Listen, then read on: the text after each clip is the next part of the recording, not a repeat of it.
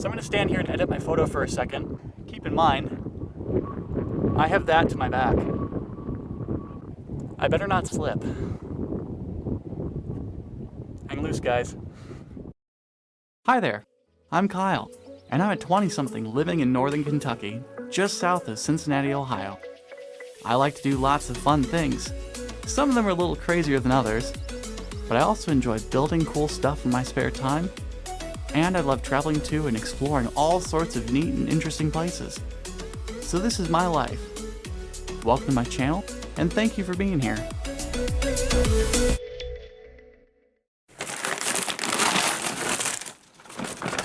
Is that all I got in there? Okay, so definitely not these. Maybe some of those later.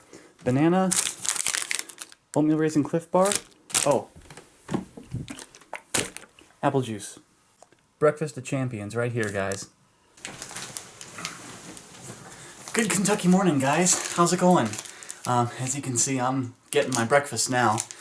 I decided to sleep in today because, as I said in yesterday's video, I hadn't slept in like 2 days. So I got 11 hours of sleep last night. I'm pretty happy about that. Let's dig in here. So the first thing I want to talk to you guys about is Airbnb. My first experience with Airbnb was when I was in Japan back last year. I stayed at basically a house kind of place.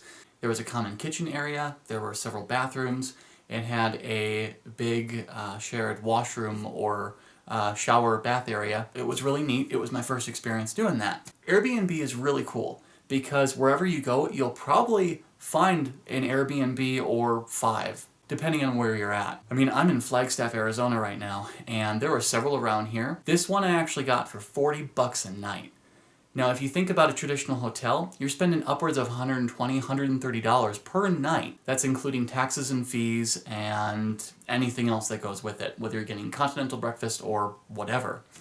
Obviously, if you like to travel a lot, that's not economical and it's not a very good. You're spending 120 bucks for less than 24 hours of staying in a room and sleeping. It just doesn't make sense. There are prices for places to stay all over the spectrum. I mean, some places, if they're really, really nice, they can charge as much as a traditional hotel. Someone has a beach house in Miami or something. I mean, you're going to pay quite a bit for places like that.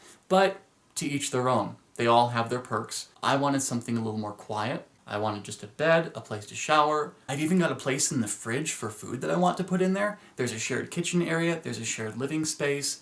There's 2 people who live here, and then the owner doesn't live here, she lives elsewhere. I've had nothing but good experiences with Airbnb. I texted the lady last night. My check-in was supposed to be between 3 p.m. and 10 p.m. She gave me her cell phone number when I first set up the reservation on Airbnb. So I texted her saying, hey, here's what's up. I got about 2 or 3 hours left to go, and I'm going to get there after 10. She said that's totally fine. The light will be on for you. Here's where to find your keys. And that's it. Airbnb just has more of a personal touch.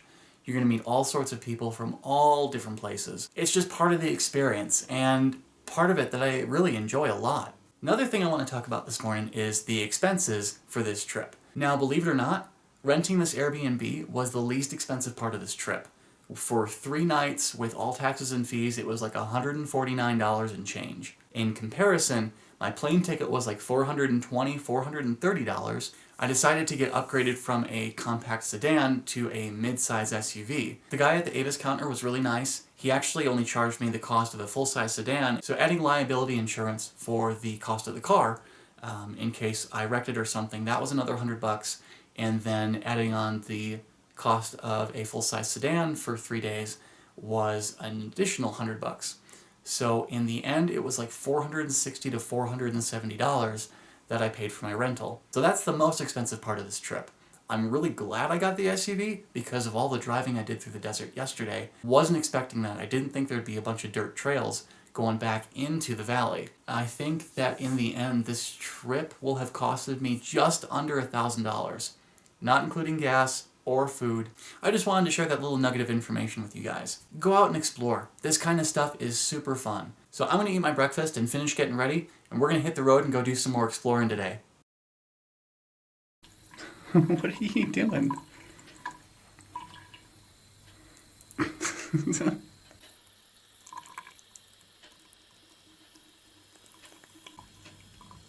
That's a neat idea. He has a tile on him. Hi.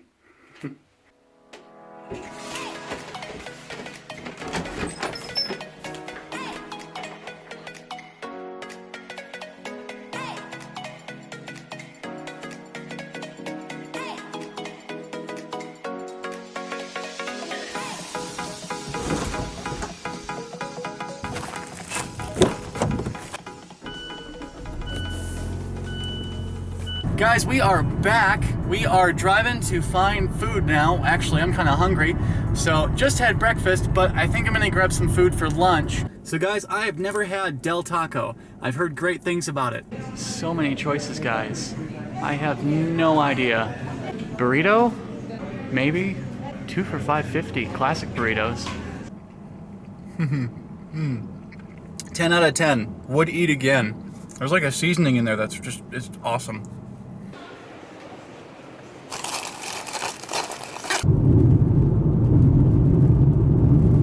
I had to zoom in to see this on my camera. It's way back here. So waiting in line here, it's 30 bucks to get in with just a car. It's apparently a 1 to 7 day pass. 30 bucks. Hello. The Grand Canyon. How are you? Good. Are you going to other national parks this year or just the canyon? Just the canyon.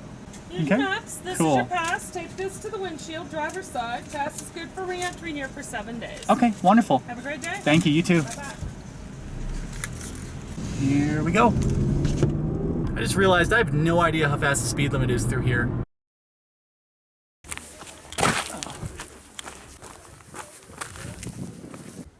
Guys, you have to see this. This is by far one of the coolest things I have ever done. Craziest, but coolest. Welcome to the Grand Canyon. Oh, this is so cool.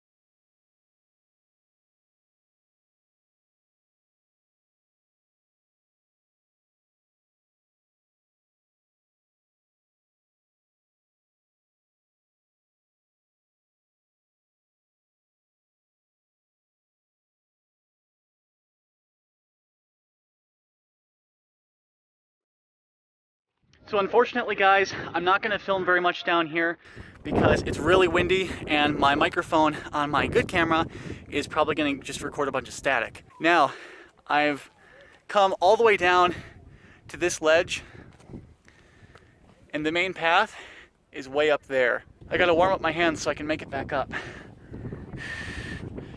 All right, guys, here we go.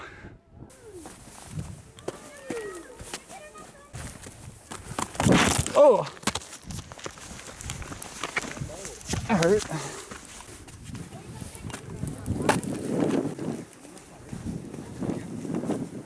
I actually managed to skin my knee and part of my hand. Oh yeah, that's getting pretty bad.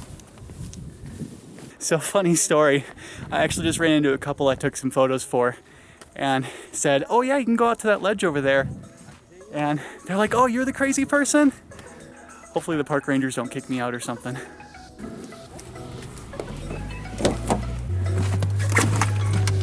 Ow. I guess that's what I get for being adventurous.